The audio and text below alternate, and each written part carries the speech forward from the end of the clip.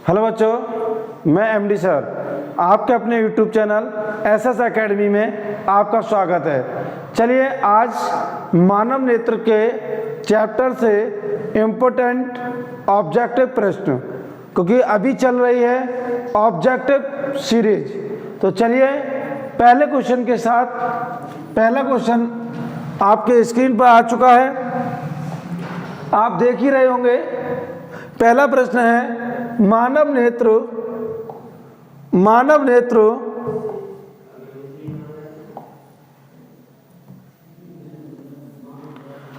हाँ बच्चों, पहला प्रश्न है मानव नेत्र के किस भाग पर किसी वस्तु का प्रतिबिंब बनता है, यानी मानव नेत्र के अंदर कौन सा भाग है जिस पर प्रतिबिंब बनता है। चलिए ऑप्शन देखते हैं। कॉर्निया नहीं, कॉर्निया सबसे बाहर का भाग होता है, उभरा हुआ भाग होता है। परितारिका नहीं, यह कलरफुल भाग होता है। पुतली नहीं। रेटिना यस, रेटिना या दृष्टिपटल आपको दिख रहा होगा। रेटिना या दृष्टिपटल आपका राइट आंसर है, क्योंकि जो मानव नेत्र है उसके सभी प्रतिबिंब रेटिना पर ही बनते हैं। चलिए इसके साथ दूसरे प्रश्न की ओर। दूसरा प्रश्न आपके स्क्रीन पर है बच्चों। क्या है दूसरा प्रश्न? तारों के टिमटिमाने की व्याख्या किस सिद्धांत पर आधारित है, यानी जो तारे टिमटिमाते हैं वो किस कारण, क्योंकि तारे टिमटिमाने का कारण होता है वायुमंडलीय अपवर्तन के कारण। जब तारों से प्रकाश जब जमीन पर आता है तो वायु की परतों के द्वारा अपवर्तन के कारण तारे हमें टिमटिमाते दिखाई देते हैं। तो देख सकते हैं कि कौन सा ऑप्शन आपका सटीक है। अपवर्तन के सिद्धांत से, प्रकीर्णन के सिद्धांत से, वर्ण विक्षेपण का सिद्धांत, या इनमें से कोई नहीं। पहला ही आपका आंसर है अपवर्तन के सिद्धांत से, या अपवर्तन के सिद्धांत से कहें या वायुमंडलीय अपवर्तन के सिद्धांत से कहें, दोनों एक ही बात है बच्चों। चलिए अगला प्रश्न आपके स्क्रीन पर, अगला प्रश्न आपके स्क्रीन पर बच्चों, तीसरा प्रश्न आपके स्क्रीन पर आ चुका है। नेत्र लेंस की फोकस दूरी अधिक हो जाने से कौन सा दृष्टि दोष होता है? देखो बेटा, जब नेत्र लेंस की फोकस दूरी बढ़ जाती है तो उसके द्वारा प्रतिबिंब रेटिना के पीछे बनते हैं, और जब रेटिना के पीछे बनते हैं तो वह दोष कहलाता है दूरदृष्टि दोष। कौन सा दोष? दूरदृष्टि दोष। इसलिए आपका आंसर 2 इस राइट आंसर है आपका दूरदृष्टि दोष। इसी के साथ चलते हैं अगले प्रश्न की ओर। अगले प्रश्न की ओर चलते हैं बच्चों।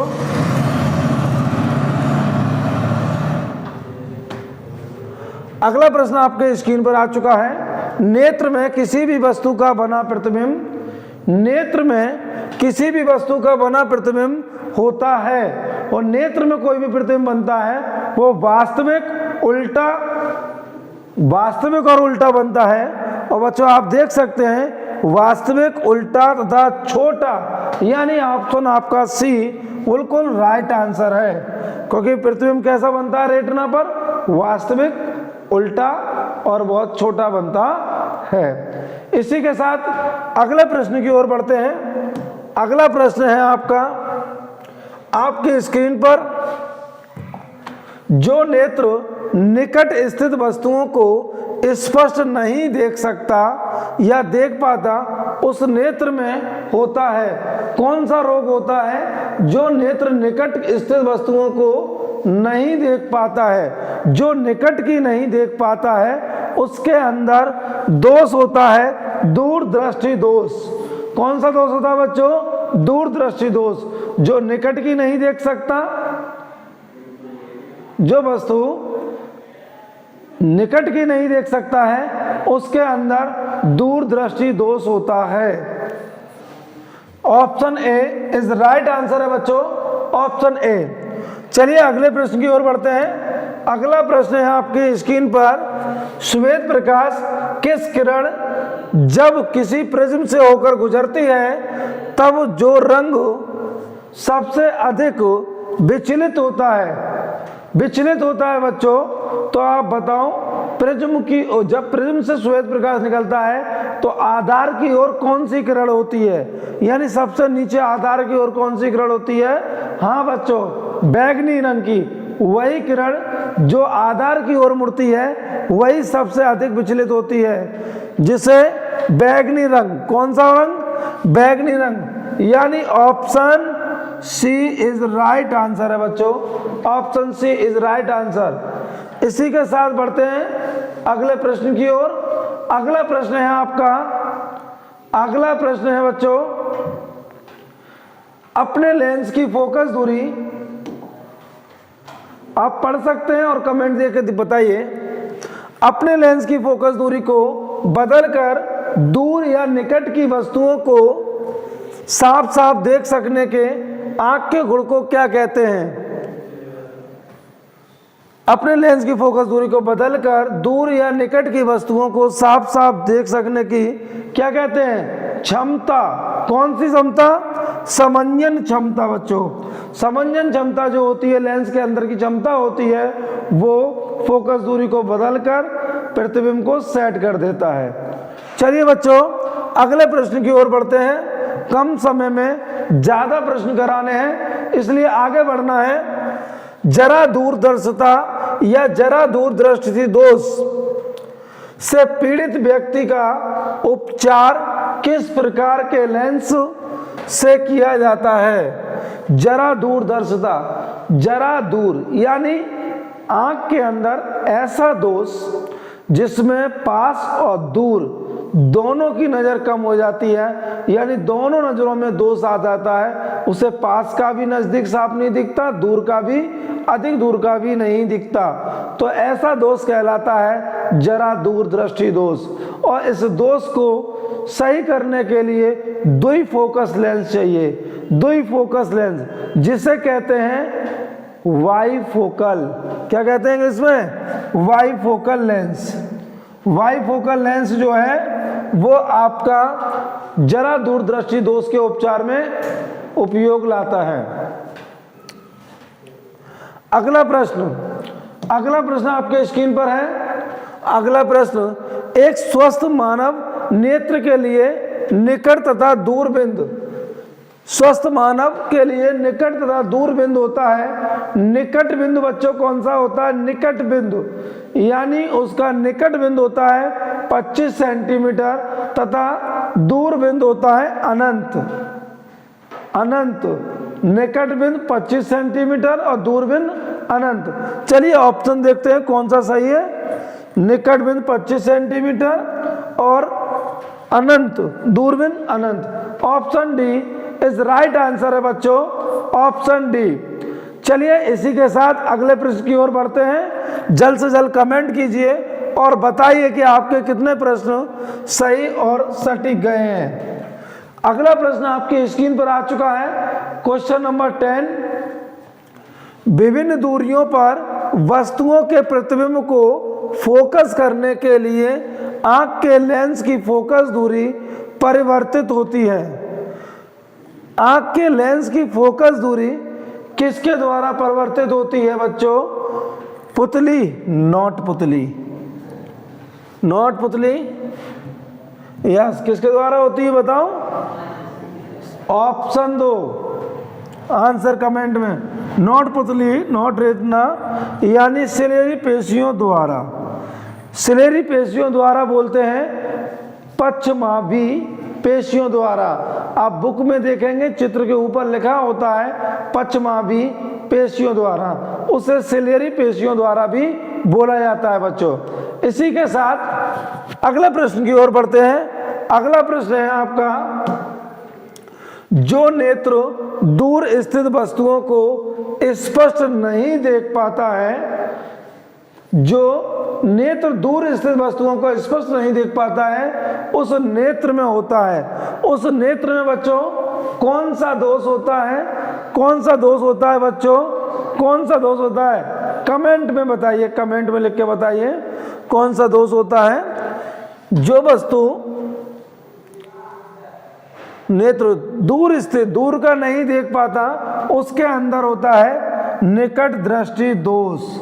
जो जिसे दूर का नहीं दिखाई देता यानी निकट का दिखाई देता है, और उसी को बोलते हैं निकट दृष्टि दोष।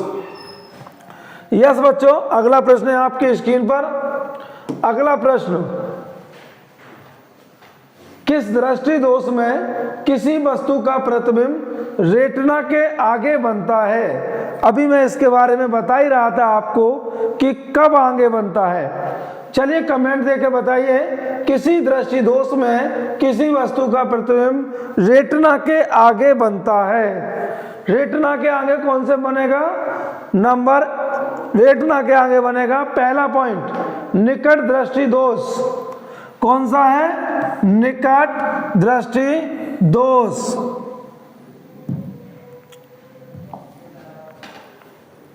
यस बच्चों, निकट दृष्टि दोष। यस, ये लगा दिया कंफर्म। ओके ओके, ठीक है बच्चों। अगले प्रश्न की ओर बढ़ते हैं। अगला प्रश्न है आपका, नेत्र की समंजन क्षमता कम हो जाने से उत्पन्न होता है। जब नेत्र की समंजन क्षमता कम हो जाती है तो उससे क्या समस्या आती है बच्चों? क्या आपको पता है? जब नेत्र लेंस की समंजन क्षमता कम हो जाती है तो उसको दूर और पास यानी जरा दूर दृष्टि दोष उत्पन्न हो जाता है। यानी उनकी आंखों में जो दोष है वो पास और दूर दोनों में कमियां आ जाती हैं, और इस प्रकार की कमी जरा दूर दृष्टता कहलाती है। तो ऑप्शन आप देख सकते हैं, option C is right answer है बच्चों, ऑप्शन सी। ओके बच्चों, अगला प्रश्न जो आपके बोर्ड में पूछा गया था, चलिए देखते हैं अगला प्रश्न। अगला प्रश्न आपका ये बोर्ड में पूछा जा चुका है और रिपीट क्वेश्चन है। चंद्रमा पर खड़े अंतरिक्ष यात्री को आकाश प्रतीत होता है। आकाश कैसा प्रतीत होता है बच्चों? आकाश, यस बताओ। चंद्रमा पर खड़े होकर देखेंगे तो आकाश कैसा प्रतीत होगा? यस, ऑप्शन दिख रहा हो तो देख लेना बच्चों, क्योंकि ऑप्शन पहला है आपका नीला, दूसरा है उजला, और तीसरा एक और है आपका, वो है काला। नहीं दिख रहा होगा, ऑप्शन डी काला है। ऑप्शन डी जो नीचे लिखा हुआ है हल्का दिख रहा होगा, ऑप्शन डी यानी आपका आंसर काला इज राइट आंसर है बच्चों। ध्यान देना, काला आपका राइट आंसर है। चलिए अगले प्रश्न की ओर बढ़ते हैं। अगला प्रश्न आपकी स्क्रीन पर आ चुका है। श्वेत रंग कितने रंगों के मेल से बना होता है? श्वेत रंग जो दृश्य रंग होते हैं, जो दिखाई देते हैं, वो 7 रंगों से मिलकर बना होता है। कितने बच्चों? 7 रंगों से। 7 दृश्य रंग होते हैं जिनके मेल से ये श्वेत प्रकाश बनता है, और इसका आंसर जो होगा वो option D is right answer है। Option D is right answer. बच्चों अगला प्रश्न बढ़ते हैं। अगला प्रश्न है आपका, देखो मैंने अभी बताया ही था, दृश्य प्रकाश में किस वर्ण का तरंग दैर्घ्य अधिकतम होता है? बताओ भाई, किस रंग का तरंग दैर्घ्य अधिक होता है? क्या आप जानते हैं खतरे में कौन सा रंग यूज होता है? क्या आप जानते हैं सिग्नल में कौन सा खतरे के लिए रंग यूज होता है? इमरजेंसी रंग में किस रंग का यूज होता है? आप जानते होंगे, क्योंकि लाल रंग आपकी तरंग दैर्घ्य अधिक होती है लाल रंग की, इसलिए लाल रंग को अधिक उपयोगी माना जाता है। इसलिए खतरे के निशान और एम्बुलेंस पर लाल रंग का उपयोग किया जाता है। चलिए ऑप्शन देख सकते हैं, ऑप्शन कौन सा है बच्चों? Option B. Option B is right answer है बच्चों, ऑप्शन बी। इसी के साथ अगले प्रश्न की ओर बढ़ते हैं। अगला प्रश्न है, इंद्रधनुष का बनना किस परिघटना पर आधारित है? यानी जो इंद्रधनुष बनता है बच्चों, वो किस घटना पर आधारित है, वो किस सिद्धांत पर बनता है? तो आप बता सकते हैं, प्रकाश का परावर्तन नॉट, बिल्कुल गलत आंसर। कमेंट दीजिए, देखते हैं किस बच्चे का आंसर सही आता है। यस, बिल्कुल बिल्कुल, प्रकाश का वर्ण विक्षेपण इज राइट आंसर है बच्चों। प्रकाश का वर्ण विक्षेपण, वर्ण विक्षेपण के कारण ही जो इंद्रधनुष का जो रंग होता है वो 7 रंगों में हमें दिखाई देता है। इसी के साथ अगले प्रश्न की ओर बढ़ते हैं। अगला प्रश्न आपकी स्क्रीन पर है। जो नेत्र निकट स्थित वस्तुओं को साफ नहीं देख सकता उस नेत्र में होता है। रिपीटेड क्वेश्चन आ चुका है ये। निकट स्थित वस्तुओं को साफ नहीं दिखाई देता तो उसमें दूरदृष्टि दोष होता है। कौन सा दोष होता है बच्चों? दूरदृष्टि दोष। ये क्वेश्चन आपका आ चुका है, रिपीट है, फिर भी जब आ गया है तो आंसर भी वही होगा जो पहले था। ओके, यह आपकी परीक्षा के लिए बहुत उपयोगी है, चाहे वो परीक्षा आपकी टेस्ट के रूप में हो, चाहे आपकी ये परीक्षा यूपी बोर्ड के रूप में हो। ओके बच्चों, इसी के साथ अगले प्रश्न के लिए बढ़ते हैं। अगला प्रश्न है आपका, किसी कोलाइडी विलयन में निलंबित कणों से, किसी कोलाइडी विलयन में निलंबित कणों से प्रकाश के प्रकीर्णन को कहा जाता है। आप जानते हैं कोलाइडी विलयन क्या होता है? जैसे किसी दूध को जल में मिला देते हैं तो एक धुंधला सा विलयन बन जाता है, उसे कहते हैं कोलाइडी विलयन। जब उस कोलाइडी विलयन में प्रकाश डालते हैं तो उसमें प्रकाश का प्रकीर्णन दिखाई देता है। इस घटना को बोलते हैं टिंडल प्रभाव। क्या बोलते हैं इसे? टिंडल प्रभाव। किंडल नहीं, टिंडल प्रभाव। Yes, option C is right answer है। नहीं तुम्हें देखें किंडल और चले जाए टिंडल, है ये ध्यान रखना, टिंडल प्रभाव कहलाता है बच्चों। ओके, अगला प्रश्न, सामान्य मानव नेत्र का दूरबिंद। सामान्य यानी हम और आप समान हैं, और यदि हमारी आंख में कोई कमी नहीं है तो हम कहाँ तक देख सकते हैं? हमारा दूरबिंद अनंत तक होता है, और अनंत का मतलब होता है जहाँ तक वस्तु दिखाई देगी वहाँ तक हम देख सकते हैं। इसलिए इसका ऑप्शन कौन सा है बच्चों? Option D is right answer है। ऑप्शन डी हो सकता है आपको कम दिख रहा हो डी ऑप्शन, बट ये सटीक और सही आंसर है, अनंत पर होता है दूरबिंद। ओके बच्चों, अगला प्रश्न, अगला प्रश्न है आपका, अगला प्रश्न, निकट दृष्टि दोष वाले व्यक्ति को चश्मे में होता है, यानी निकट दृष्टि दोष वाले व्यक्ति के चश्मे में होता है। कौन सा लेंस होता है जो निकट दृष्टि दोष होता है? उसमें अवतल लेंस लगा होता है। कौन सा लगा होता है? अवतल लेंस। कहते नहीं है गांव में, जब शेर निकट आ जाए तो एक ही आवाज निकलती है कि अब क्या करें। तो अब क्या करोगे?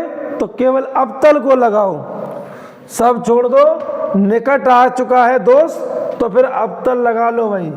अवतल लेंस इज राइट आंसर है बच्चों, अवतल लेंस। अगला प्रश्न बढ़ते हैं। अगला प्रश्न आपकी स्क्रीन में आ चुका है, 22 वाला क्वेश्चन है। मानव नेत्र में उपस्थित लेंस है। मानव नेत्र के अंदर जो लेंस होता है वो उत्तल लेंस होता है। कौन सा लेंस होता है बेटा? उत्तल लेंस, क्योंकि उत्तल लेंस ही वास्तविक प्रतिबिंब बनाता है, और उत्तल लेंस ही रेटिना पर बना प्रतिबिंब वास्तविक, उल्टा तथा छोटा बनाता है। और ये आप ऑप्शन पढ़ चुके हो। यस बिल्कुल। अगला प्रश्न बढ़ते हैं, ऑप्शन ए उत्तल। अगला प्रश्न बढ़ते हैं, निम्न में से किस दृष्टि दोष में नेत्र को कृष्टीय लेंस से धुंधला अपारदर्शी हो जाता है? किस दृष्टि दोष में नेत्र को कृष्टीय लेंस धुंधला हो जाता है? चलिए कमेंट में आंसर दीजिए। यस, कृष्टीय लेंस आप जानते हैं, और आप नहीं जानते तो अपने बड़े बूढ़ों से पूछ सकते हैं, जो घर में बड़ी उम्र के होते हैं, अधिक उम्र के होते हैं, उनकी आंखों में लेंस के सामने एक पीली सी परत बन जाती है जिसे कहते हैं मोतिया बिंद। क्या कहते हैं बच्चों? इसे मोतिया बिंद कहते हैं, कैटरेक्ट। और मोतिया बिंद का उपचार चिकित्साओं द्वारा, शल्य चिकित्साओं द्वारा इनका ऑपरेशन कराकर दूर किया जाता है शल्य चिकित्साओं द्वारा। कौन सी चिकित्सा? शल्य चिकित्साओं द्वारा मोतियाबिंद का ऑपरेशन करा के इसे दूर किया जा सकता है। इसी के साथ अगला प्रश्न बढ़ते हैं अगले प्रश्न की ओर। अगला प्रश्न है, स्पेक्ट्रम प्राप्त करने के लिए किसका उपयोग किया जाता है? स्पेक्ट्रम का मतलब होता है रंगों का क्रम, और रंगों का क्रम या रंगों का विभाजित होना केवल कांच की सिल्ली नहीं हो सकता। कांच की सिल्ली से नो, अवतल नो, उत्तल न। एक ये कम दिखाई दे रहा है, ये लिखा हुआ है इसमें ऑप्शन, ये है प्रिज्म। क्या लिखा हुआ है? ऑप्शन डी प्रिज्म लिखा हुआ है बच्चों। Prism option is right answer है, option D is right answer है। ओके बच्चों, इसी के साथ आप अगले प्रश्न की ओर बढ़ते हैं। अगला प्रश्न देखते हैं। अगला प्रश्न आपका, स्पेक्ट्रम में किस रंग की किरण का विचलन या झुकाव कम होता है? किसका कम या होता है बच्चों? भाई जिसकी तरंग दैर्घ्य अधिक होती है उसका विचलन कोण कम होता है। जो स्पीड में जाता है वो ज्यादा विचलित नहीं होता, वो ज्यादा भटकता नहीं है, इसलिए लाल रंग की तरंग दैर्घ्य अधिक होती है। और यही कारण है, इसी कारण लाल रंग का विचलन कोण सबसे कम होता है। यानी जितने भी दृश्य रंग हैं उन सब में लाल रंग का विचलन कोण सबसे कम होता है। इसी के साथ बच्चों, यस बिल्कुल, सब्सक्राइब कीजिए, शेयर कीजिए और लाइक कीजिए। इस प्रकार की वीडियो बनाने के लिए, हमारा हौसला बढ़ाने के लिए हमारे इस चैनल को और हमें प्यार दें, जिससे हम आपके लिए और अच्छी से अच्छी वीडियो ला सकें।